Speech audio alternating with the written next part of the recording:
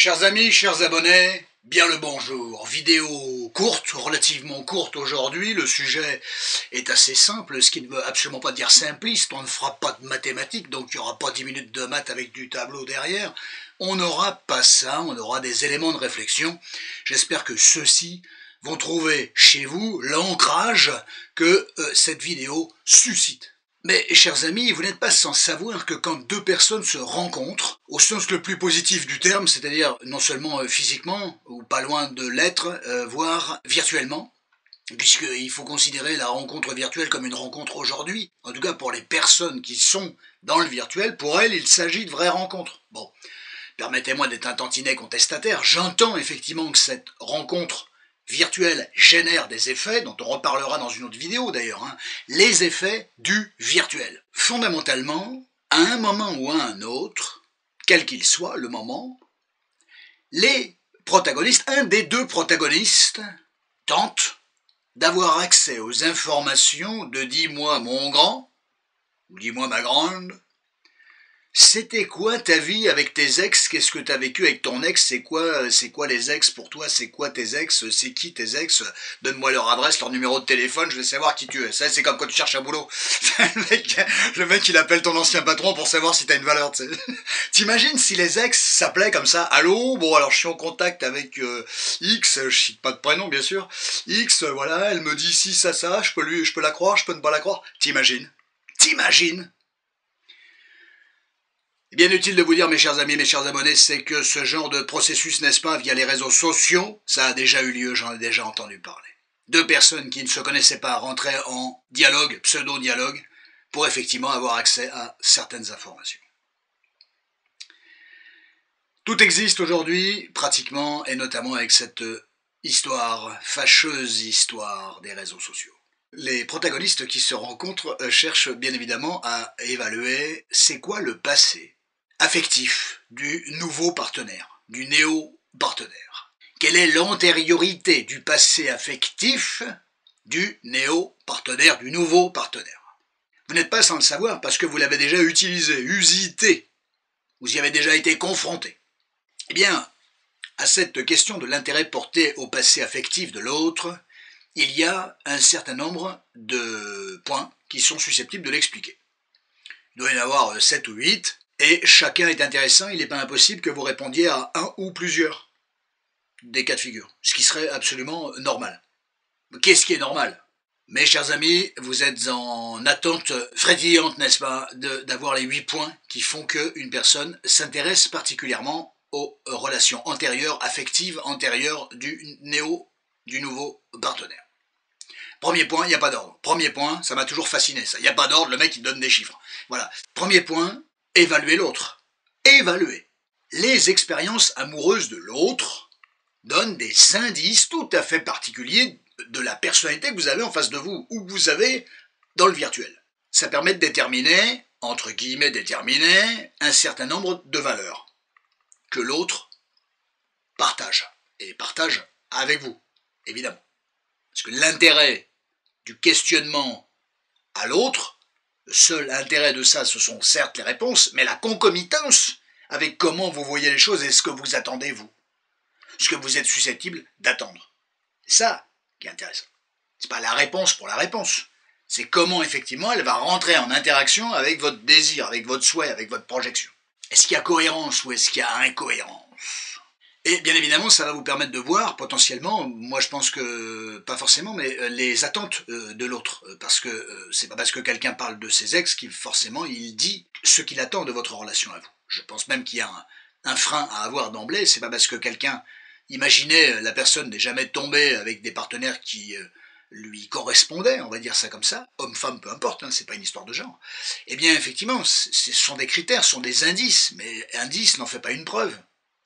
On va pas faire du droit pénal, mais ça vous permet d'évaluer si le gars ou la nana, elle est plutôt stable, plutôt en recherche de relations durables, si effectivement il y a une instabilité chronique, s'il y a une forme d'engagement ou de peur d'engagement. Voilà, vous pouvez tirer un certain nombre de conclusions. Vous avez quelques croix qui peuvent se cocher, alors de manière extrêmement aléatoire, c'est à l'aveuglette un peu, mais bon, quelques croix qui peuvent se cocher dans certaines cases. Je dis bien c'est à l'aveuglette. métaphoriquement les amis. Parce que l'autre, on va y revenir à la fin, l'autre il te raconte ce qu'il veut. Il te raconte ce qu'il veut, elle te raconte ce qu'elle veut. Voilà, c'est pas très compliqué. Donc c'est pour ça que je vous dis que c'est vraiment à l'aveuglette. Ressortez pas avec votre grille en disant « Oh, c'est une grille gagnante, c'est la grille gagnante !» T'as rien du tout, il n'y a pas de grille, il n'y a pas de gagnant, il n'y a rien du tout. T'as fait un pointage à l'aveuglette, point barre. C'est déjà bien. Qu'est-ce qui vaut mieux? Une grille avec un pointage à l'aveuglette, ou alors une grille dont on est persuadé qu'elle est formidablement bien remplie. Elle est remplie de rien du tout. Bon, voilà, ça a le mérite d'être clair, c'est mes fulgurances, il y en a au moins une par vidéo, là voilà, il n'y en aura plus, à la limite vous pouvez couper la vidéo, vous allez vous emmerder jusqu'à la fin. Bref, non, j'allais rester avec moi, si ça vous intéresse. Ça c'était le premier point, il y avait tellement de trucs, en fait c'était les 8, t'as l'impression que les 8 points ils étaient là-dedans, en fait non, pas du tout, c'était le premier point ça. Les 8 points ils sont pas dedans, même si tu pourras en trouver 8 là-dedans. Bon, en gros, ça te permet un petit peu de cerner l'autre, voilà, évaluer l'autre, cerner l'autre. Premier point. Moi, avant de passer au point 2, il n'y a pas d'ordre, je voudrais vous renvoyer vers une chose absolument capitale. C'est psy, c'est très psy. Si vous voulez qu'on fasse une tarte aux cerises sur cette vidéo, bon. Je voudrais vous renvoyer à un élément absolument fondamental. C'est deux choses, les petits amis. C'est non seulement, quand vous questionnez l'autre, comme ça, quand vous butinez de questionnement en questionnement, n'est-ce pas? Ce qui vous intéresse, c'est deux choses. C'est bien évidemment le propos tenu, la restitution. Qui dit question, dit réponse, autrement dit restitution. Je te restitue, elle me dit quelque chose. Autrement dit, basiquement, d'un basique déconcertant, je réponds à ta question. Il y a bien sûr ce que dit l'autre, mais c'est comment l'autre, ce qui n'est pas vous, hein, comment il le dit. Quels sont les mots qu'il, l'autre, utilise. Comment il s'y prend. Comment il tourne les choses, comment il tourne son discours, comment il l'arrondit, comment il en parle avec émotion, comment il est plutôt synthétique, comment il part dans des réflexions de 3 heures, et ainsi de suite. Je vous invite, pour ne pas dire je vous incite, à questionner l'autre, bien évidemment, qui lui en fera de même. Mais je vous invite et je vous incite, bien évidemment, à entendre les réponses, évaluer la crédibilité, bien évidemment, il y a de très bons comédiens, faites gaffe. Évaluer la crédibilité du discours, j'ai dit évaluer, c'est un pointage, toujours le même. C'est un indice, certainement pas une preuve. Mais entendez prenez soin d'entendre quelles sont les tournures de phrases, la récurrence des mots, les mots en eux-mêmes, qui reviennent, qui viennent et qui traduisent comment l'autre parle de ses ex. De ses relations, pas de ses ex. Il y a deux choses. Il y a deux choses. Il y a l'ex parler de ses ex. Ça veut dire quoi parler de ses ex? Il y a une ambiguïté que je viens de soulever en m'entendant dire les choses. C'est pour ça que je dis qu'en thérapie, il faut formuler les choses. Si tu ne formules pas les choses, effectivement, ça reste du côté de la pensée, ça tourne en boucle, c'est très obsessionnel. Donc, il faut que les choses soient verbalisées. Verbalisées, une fois verbalisées, elles vont être entendues. Une fois qu'elles sont entendues, tu vas avoir une captation de ce que tu dis et de ce que tu penses complètement différente que si tu ne l'avais pas dit. Nous sommes des êtres de parole, c'est incontestable, c'est incontournable. C'est en s'entendant dire les choses qu'effectivement on peut prendre conscience des choses et y apporter des correctifs. La relation avec l'ex, c'est d'une ambiguïté notoire. L'ex, c'est la personne. Ce qu'était l'ex, c'est une chose, c'est un pan de l'histoire. La relation à l'ex, c'est-à-dire vous à l'autre. L'ex, c'est l'autre tout seul, c'est pas vous, vous n'êtes pas dedans, c'est l'autre, c'est décrire l'autre, qualifier l'autre. La relation à l'autre vous implique, vous induit dans l'affaire. C'est comment vous avez fonctionné en fonction des caractéristiques de l'autre. Donc, qui était mon ex? C'est un exercice totalement inintéressant. Ma relation avec mon ex, ça c'est quelque chose qui est absolument passionnant. Entendez le différentiel, pour ne pas dire la différence, entre quelque chose qui est totalement inintéressant et quelque chose qui est absolument passionnant. Vous l'avez saisi? Voilà. Seule la relation avec l'ex doit vous intéresser, pas ce qu'était l'ex. Et ça, pourquoi je vous dis ça et pourquoi j'insiste là, en point numéro 15774? Eh bien, c'est pour que vous fassiez attention à ça. Et oui, point numéro 2, bien évidemment, autre point, mesurer les risques. Ne pas prendre de risques. Qui est ce nouveau chéri que je rencontre? Cette nouvelle chérie, certes, elle est tout à fait attrayante, la preuve, je lui demande comment elle a fonctionné avec ses ex. Pas qui était son ex, comment elle ou il a fonctionné avec ses ex. Et la nuance, hein. Ne la lâchez pas. C'est capital, c'est crucial, tout repose là-dessus. C'est votre fil d'Ariane et vous mettez votre prénom à la place. Voilà. Pour mesurer les risques, il y a une défiance. Mec, tu le connais pas, il y a une défiance. Connaître le passé sentimental de l'autre aide à anticiper, peut potentiellement aider à anticiper des complications avec l'autre. J'ai un indice. Surtout si vous avez capté non pas qui était l'ex, mais comment il parlait de ses ex, de sa relation, de lui, elle, peu importe, lui l'autre, hein, vers ses ex. Tu verras que le mec ou la nana peut très bien parler de l'autre, pas de lui, et pas de la relation entre les deux. Faites attention à ça, c'est capital.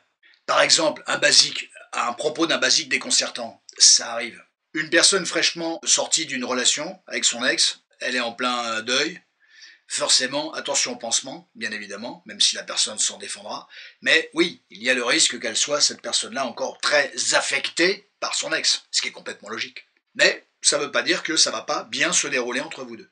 Parce que qui vous dit que l'ex, qu'il était épanoui avec l'ex, il ou elle, peu importe. Voilà, il souffre d'avoir perdu l'ex, que la relation soit arrêtée, ça ne veut pas dire qu'il était épanoui dans la relation. Non, il y a plein de gens tous les jours qui se quittent, sont malheureux, parce qu'ils tenaient à l'autre, mais ils n'y trouvaient pas leur compte dans la relation. Mais tant qu'ils n'ont pas découvert autre chose, ben ils croient que ce qu'ils ont vécu avec cette personne-là, c'était le top. C'est une croyance. Et vous imaginez pas le nombre, effectivement, de croyances limitantes qu'il peut y avoir dans la tête des personnes. Point numéro 3, comprendre les schémas relationnels de l'autre. Comprendre les schémas relationnels. Certaines personnes reproduisent involontairement les mêmes schémas relationnels. C'est-à-dire que la personne est capable de vous décrire effectivement un schéma qui va revenir sur plusieurs relations, sur plusieurs personnes, sans s'en rendre compte, ou en s'en rendant compte. Donc, vous pouvez potentiellement, jouez pas au psy bien sûr, mais vous pouvez potentiellement vous rendre compte qu'il y a un schéma répétitif. Alors c'est pas la peine de dire à l'autre, dis donc, j'ai entendu ton laïus, tout à fait intéressant, mais tu ne crois pas qu'il y aurait un phénomène de répétition? Non, c'est pas forcément la peine de faire ça. Vous captez l'information, et puis vous voyez ce que vous pouvez en faire. Vous allez surtout cette information-là la mettre en concomitance avec d'autres. D'accord? Dans un carquois, tu mets plusieurs flèches, pas une seule. Jamais. Identifier les répétitions chez l'autre, c'est toujours intéressant, parce que ça vous permet éventuellement de voir ce qui ne veut absolument rien dire, parce que ça ne veut pas dire que l'autre il va exactement se comporter de cette manière-là avec vous, mais à la limite, il y a un risque. Effectivement, ça représente un risque. C'est encore un indice. Bon, ceci dit, s'il est conscient de ça, l'autre, hein, ça peut être intéressant parce qu'il peut le travailler, il peut aller voir le psy, se faire aider, ainsi de suite. Voilà, ça peut être pas mal de ce qu'il en dit, de ce qu'il a saisi. Mais il peut très bien ne pas s'en rendre compte. Point numéro 4, méfiez-vous toujours aussi de celui qui se victimise, et c'est toujours la faute des nanas ou c'est toujours la faute des mecs. C'est toujours l'autre qui est le méchant. Point numéro 5, les comparaisons. Se comparer. Alors, comparaison n'est pas raison, c'est l'être humain malheureusement compare et se compare, mais c'est pas intéressant de faire ça, mais bon, c'est un réflexe, je dirais presque naturel, même inconsciemment. Il peut y avoir un besoin de se situer par rapport au partenaire qu'a eu l'autre. Où est-ce que moi, compte tenu de ce que je connais de moi, comment je peux me situer par rapport à ce que mon nouveau partenaire décrit de ses anciens partenaires? Vous l'avez? Et ça, c'est un peu le phénomène de comparaison. Moi, je pense que ça n'a absolument aucun sens. Aucune personne n'est comparable à une autre. Ce qui est intéressant, par contre, dans le comparatif, pour ne pas revivre ce qu'ont vécu les autres, c'est effectivement attention à la manière dont ils parlent des autres, parce que vous pourriez être traité de la même manière que la manière dont le gars ou la nana a traité ses anciens partenaires. Voilà. Ça peut être intéressant de le voir aussi. Alors ça peut être une source d'insécurité, tu te dis, oh putain, je vais pas y arriver, je suis pas à la hauteur, ainsi de suite. C'est pas le problème de ce que raconte l'autre, c'est que toi, t'as un sacré souci d'estime de toi. Ça, il est là le souci. Donc ça, tout ce que tu entends sur les partenaires précédents et les relations qu'il a eues, sachant que le mec ou la nana peut complètement embellir des relations qui étaient absolument délétères, mais les embellir en disant que c'était génial, que ceci, que tel machin était ceci, telle classe sociale, tel niveau, tel truc, tel ceci, tel cela. Voilà, ce qui n'est pas forcément évident. Ce qui n'est pas forcément évident, ça ne veut pas dire que ça s'est déroulé comme ça, et puis d'ailleurs, en règle générale, prends conscience que cette personne parle de ses ex. Qu'est-ce que ça veut dire les ex? Ça veut dire qu'ils sont plus ensemble. Qu'est-ce que ça veut donc dire quoi qu'ils sont plus ensemble? Ben ça veut dire que ça a pété, excuse-moi.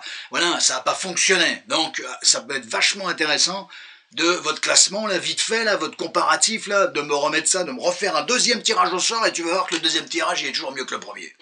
Se dire tiens je vais faire au mieux avec cette personne, oui, mais ça vous donne absolument aucun blanc-seing pour dire je vais y arriver avec cette personne. Tu te dis oh bah tu fais ton classement là toujours pareil et tu dis oh moi la classe c'est bon, voilà j'ai une bonne confiance en moi, les autres là voilà ça a l'air d'être moyen, tac moi ça va. Non, vous allez prétendre à mettre quelque chose en place avec cette personne. Absolument pas la prétention de réussir. Jamais, personne ne peut savoir qu'il va réussir avec une autre personne, puisque ça échappe à votre subjectivité, ça échappe à votre contrôle, tant mieux, bonne nouvelle. Donc, trop de confiance, tue la confiance sur ce coup-là. Bon, alors, bien évidemment, autre point, protéger son ego. Par exemple, si tu es quelqu'un de plutôt très jaloux, voilà, il y a pas mal de gens qui sondent pour savoir s'il y a des ex qui traînent un petit peu là-dedans, tout ça. Voilà, bon, parce qu'elles ont besoin d'asseoir, elles ont besoin de sécurité, s'il y a trop d'ex, elles lâchent l'affaire, ou ils lâchent l'affaire, ainsi de suite, voilà. Donc il pourrait y avoir une recherche de sécurité. Je butine, je récupère des informations qui pourraient me sécuriser. Concernant la protection de l'ego, effectivement, ce sont des personnes qui sont pas toujours très affirmées, pas très assurées, qui effectivement cherchent à évaluer s'il n'y a pas des ex dans l'affaire, s'il n'y a pas un truc louche, et ainsi de suite. Ce sont des personnes qui se protègent. C'est très bien, c'est une très bonne idée, mais ne cherchez pas toujours le petit... Vous trouverez forcément un petit indice qui vous titille, qui vous perturbe. Accordez-lui un certain crédit, mais pas tout le crédit, parce que ça serait dommage de mettre quelqu'un de côté, alors qu'il pourrait tout à fait... ça pourrait tenir la route. Hein, voilà, vous seriez un évitant qui effectivement au moindre indice effectivement fait 4 pas en arrière. Ça serait potentiellement dommage. Point numéro 7, éviter les erreurs du passé. Savoir ce qui s'est passé et qui a planté dans les couples du passé peut éviter effectivement de refaire les mêmes erreurs. Voilà, on pourrait toujours dialoguer ensemble. Mais attention, la vie psychique a ses rouages, ses leviers, on en parle souvent sur cette chaîne. C'est pas parce que vous allez repérer un dysfonctionnement que forcément pour autant vous allez œuvrer en contre-pied, hein, à bâbord toutes, voilà, mais à la limite ça veut pas dire que fondamentalement votre bateau va répondre à ça. Alors, normalement un bateau, ça répond à la manière dont on tourne la barre, bien évidemment. Point numéro 8, ce qu'il faut savoir c'est que même si quelqu'un évince le sujet, vous affolez pas. Il y a des gens, il n'y en a pas beaucoup, mais il y en a quelques-uns qui n'ont pas du tout envie de parler de ça. Ça ne les intéresse pas. Ça ne veut pas dire que le sujet est souffreteux, ça ne veut pas dire que c'est louche, pas forcément, il y a des gens qui n'ont pas envie de parler de ça. Ils sont tournés vers l'avenir, sont tournés vers ce qui se passe entre vous deux, et ils vont être concentrés que là-dessus. Tout ce qui est en lien avec le passé, c'est pas forcément très intéressant, du moins ils n'ont pas envie d'en parler, et peut-être encore moins avec vous. C'est pas injurieux. Donc le prenez pas mal, n'interprétez pas mal ce genre de choses. J'en ai déjà entendu parler, je me permets de vous le dire. C'est un point de vue, c'est tonton Francky qui pense ça, après je vous laisse vous débrouiller. Hein, c'est vous qui voyez, mais c'est pas si péjoratif que ça. Ça dépend ce que c'est. Il y a des mecs qui éludent, mais attention parce que tout est pourri. C'est toujours pareil, c'est une façon, c'est un indice que vous mettez dans le faisceau d'indices. Et puis en fonction de tous les indices que vous avez recueillis, vous pourrez toujours vous faire un petit topo. Voilà. C'est vraiment un ensemble de choses. D'abord, c'est un peu l'ensemble de tout ce que j'ai soulevé dans la vidéo. Je pensais qu'elle était courte, elle ne l'est pas du tout. L'autre te raconte ce qu'il veut, aucunement vous avez la certitude qu'il vous dit la vérité. C'est pas difficile de s'inventer des ex, s'inventer des histoires, mettre la faute sur l'autre, mettre la faute sur X, Y, Z, W, se victimiser, machin. Tout ça c'est facile, c'est de la rhétorique, c'est verbal. Rien ne dit qu'il y a une véracité. Ne buvez pas les paroles de l'autre. Bon, tout ça c'est vraiment pour accréditer effectivement qui vous avez en face de vous dans l'idée, bien sûr, ou augmenter la suspicion que vous aviez déjà, ou que vous redoutiez. Donc c'est toujours un exercice très utile quand il est pris dans le bon sens, avec les bons éléments, les bons outils de réflexion. Donc c'est pas l'ex qui compte, c'est la relation avec l'ex, et vraiment j'insiste aussi et surtout d'ailleurs sur les mots utilisés, les phrases, le temps, l'amplitude utilisée pour parler des relations avec les ex. Ça me paraît vachement important. Donc prenez le temps, évaluez bien, et là les informations sont les plus importantes. Voilà, donc cette curiosité, effectivement, de ce questionnement sur l'antériorité du passé affectif du nouveau partenaire, c'est un mélange, on l'a vu, de stratégie relationnelle, d'un besoin de réassurance, et de construction, de tentative de construction d'une complicité. Il ne faut jamais oublier que le discours de l'autre, c'est un discours, c'est préfabriqué. Vous n'avez absolument aucune véracité du contenu de ce qui est affirmé, de ce qui semble affirmé. Rien, c'est un laïus. On est jugé non pas sur notre discours, mais sur les faits, sur les éléments probatoires, pas sur le discours. Le discours, c'est un indice, la preuve est bien souvent une attitude qui va dans le sens du discours. Et pas une fois, et pas le premier mois, non, pendant 6 mois, pendant 1 an, pendant 2 ans, et ainsi de suite. Restez lucide, c'est votre lucidité qui vous sauvera. Vous précipitez pas, prenez votre temps, vous avez du temps. Voilà mes petits amis, on s'arrête là. J'espère vous avoir intéressé. A très bientôt mes chers amis. Prenez grand soin de vous, passez une bonne semaine. A très bientôt.